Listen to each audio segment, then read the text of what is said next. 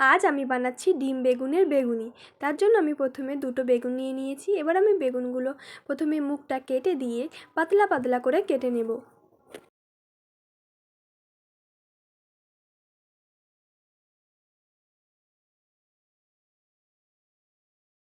বেগুনগুলো একদম পাতলা পাতলা করে কেটে নিয়েছি। এবার বেগুনগুলো আমি জলে দিয়ে দেব। তারপরে অন্য একটি পাত্রে আমি একটি ডিম ভেঙে নেব।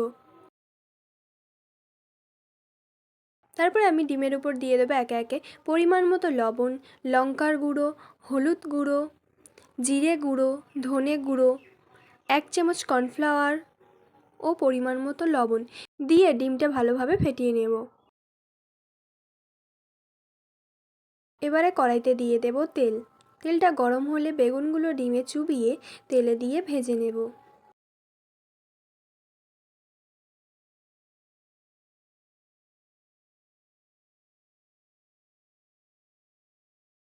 বেগুনের একদিকটা ভাজা হয়ে গেছে, এবার আমি আর একদিক উল্টে দেব।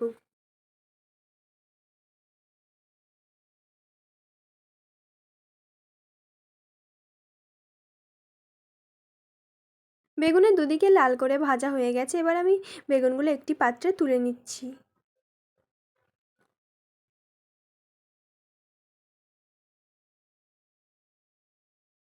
এবার সব বেগুনগুলো আমি একইভাবে ভেজে নেব।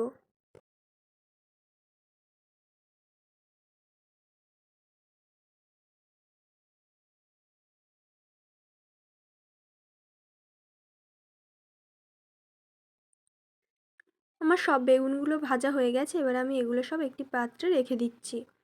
তাহলে তৈরি হয়ে গেল আমাদের আজকের রেসিপি ডিম বেগুনের বেগুনি।